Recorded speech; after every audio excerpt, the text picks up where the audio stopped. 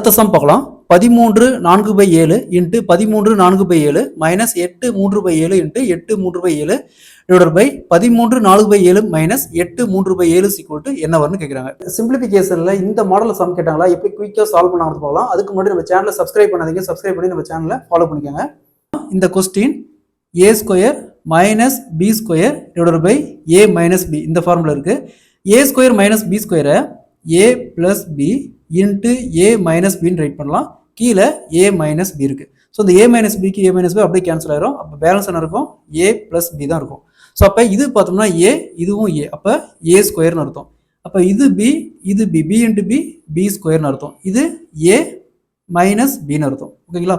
அப்போ என்ன வரும், ஏங்கிறது 13 4/7 பிளஸ் பிங்கிறது 8 3/7. நெக்ஸ்ட் 13 பிளஸ் 8 21 கூட்டல் இந்த மாதிரி டினாமினேட்டர் சேமா இருந்துச்சுன்னா நம்ம டைரக்டா ஆட் பண்ணிக்கலாம். அப்போ டினாமினேட்டர் காமனா 7 போட்டு 4 பிளஸ் 3 7 7 கீழே அப்படியே கேன்சல் ஆயிடுச்சுன்னா 1 இருக்கும். அப்போ 21 plus 1 equal to 22. So answer will be B 22. So அதே மாதிரி இந்த சம் பாருங்க, 11 5/7 into 11 5/7 minus 6 2/7 into 6 2/7 divided by 11 5/7 minus 6 2/7 equal to என்ன வரும்னு கேட்குறாங்க. இந்த சம்ம சால்வ் பண்ணி இதன் ஆன்சரை கமெண்ட்ல போடுங்க.